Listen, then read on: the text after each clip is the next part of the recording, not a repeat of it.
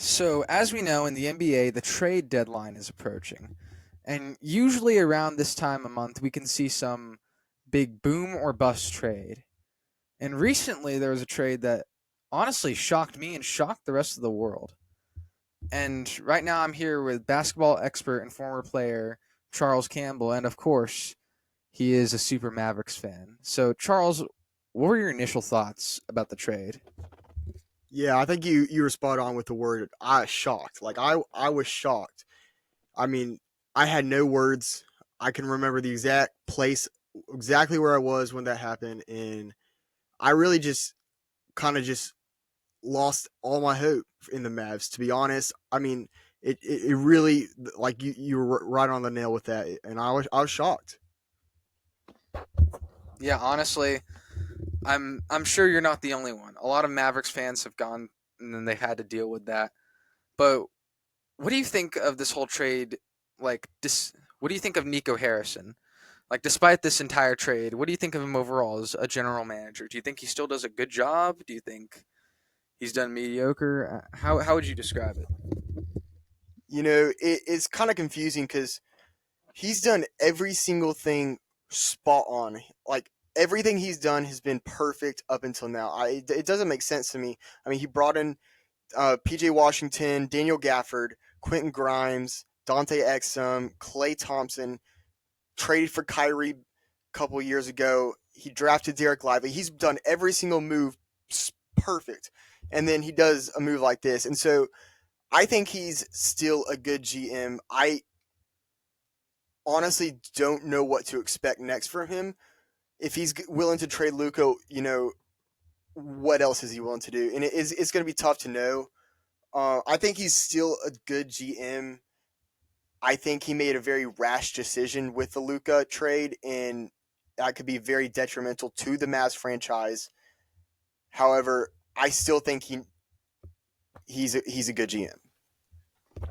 I would tend to agree with you. I do think the Mavericks franchise as a whole, despite what people have said, it has been successful, especially in that 2011 run with the absurd Dirk Nowitzki, and they had everything going. They had almost everything right. They had the guy, they had his supporting cast, but then we just suddenly see this sudden they're going to get rid of the guy that they built the franchise around as of recent.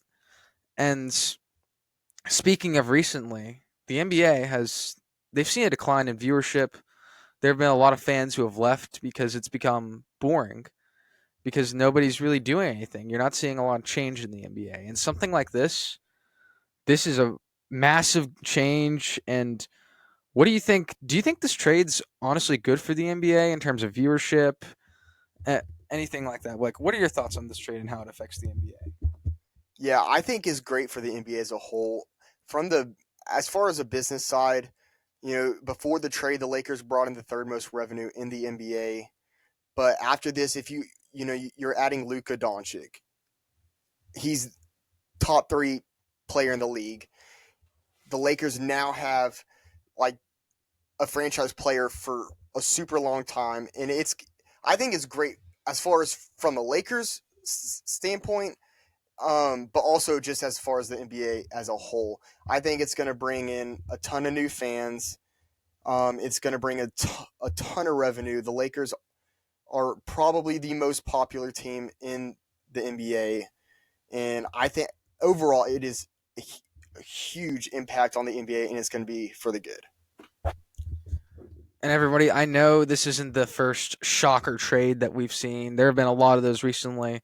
As of today, Chris Middleton got traded for Kyle Kuzma, and so that's going to be a unique dynamic in terms of both teams between the Milwaukee Bucks and Washington Wizards. And now we're seeing a lot of things happening between the Warriors and Kevin Durant and Jimmy Butler. Really, who knows? The NBA is a wild card nowadays.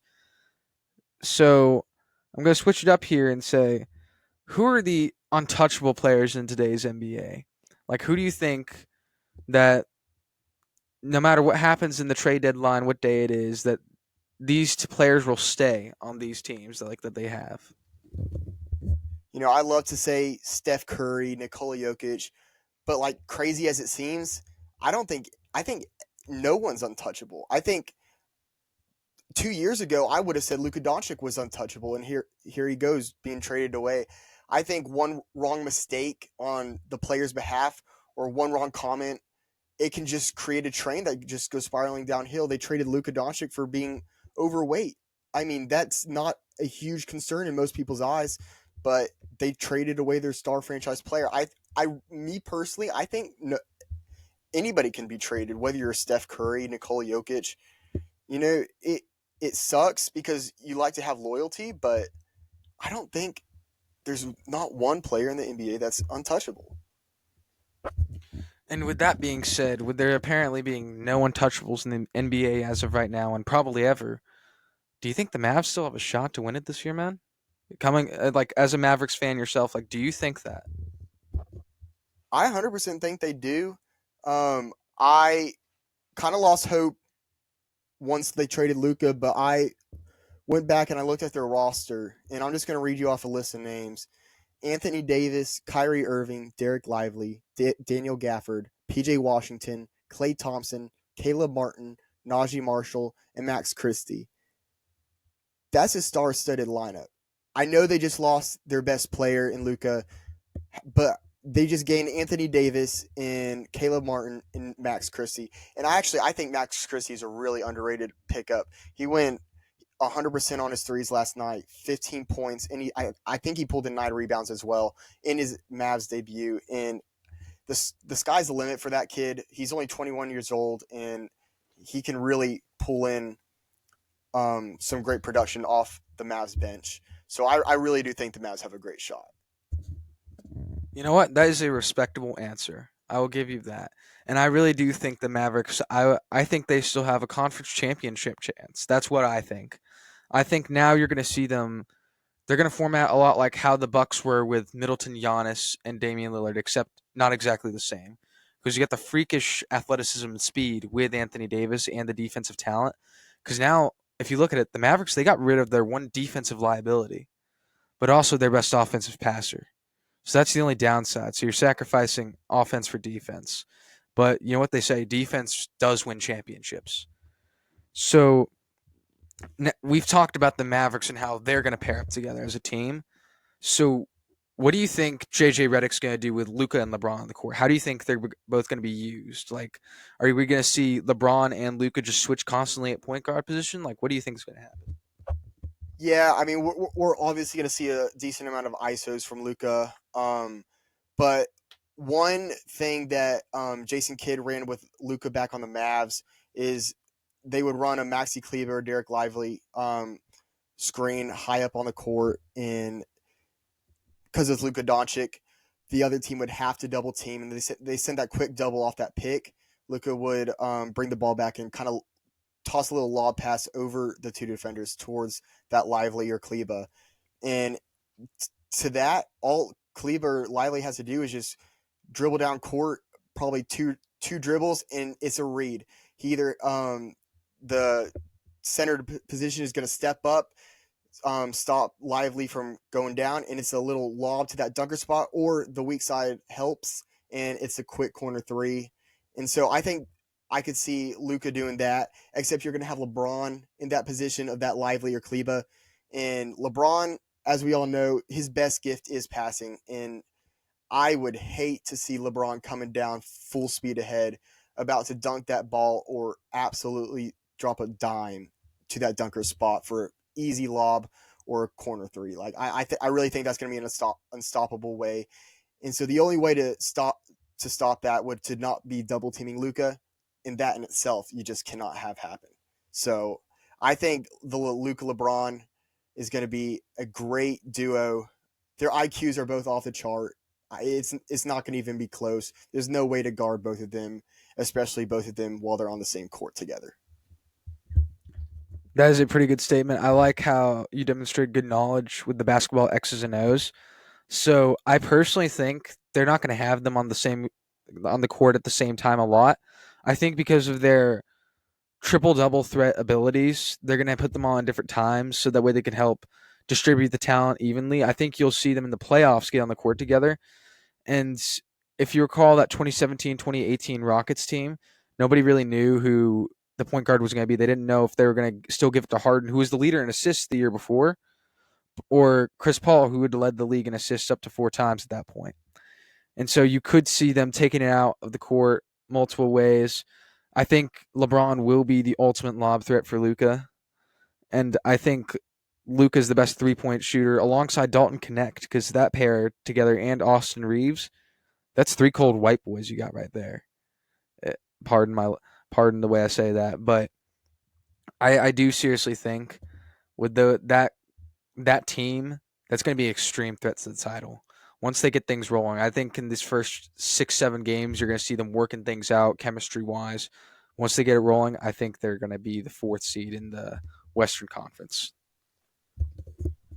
Yeah, no, I 100% agree. I think this Luka LeBron duo is going to be insane. Stats are going to be filled. The box score is going to be insane. And I agree. I don't think I think with LeBron getting older in age, they're going to want to take take down some of his minutes. And now that you have Luka, you can do that. Luke is a one man show in himself if he wants to be. And so that gives more rest to LeBron to get some rest before those playoffs hit, and then you'll definitely see a monster duo coming out of the Western Conference. All right, speaking of the Western Conference, I know we hadn't really planned for this, but I want to talk to you about the possibilities of Steph Curry reuniting with Kevin Durant. Like, do you think they'll vault the Warriors back into title contention and get them out of the little slump they're in right now? And do you think they should go for Jimmy Butler instead? Like, who do you think is the win in that scenario? It's a hard decision. I think Kevin Durant's the right out of the Jimmy Butler, Kevin Durant. I think KD's the best way to go.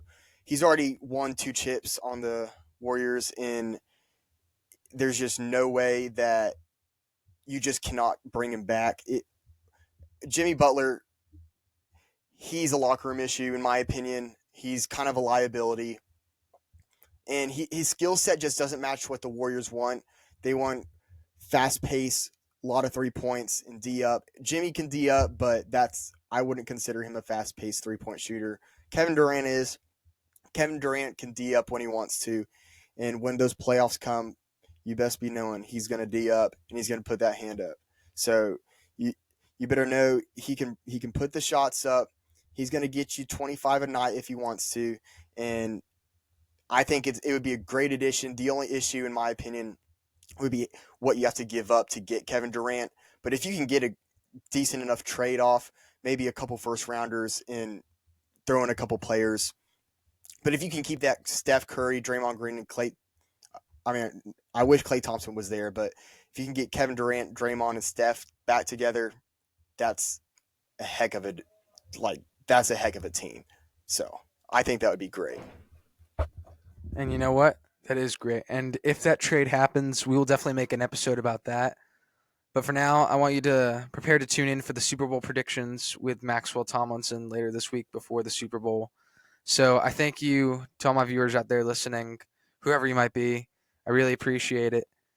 And this is Charles Campbell and Charlie Jimenez signing off.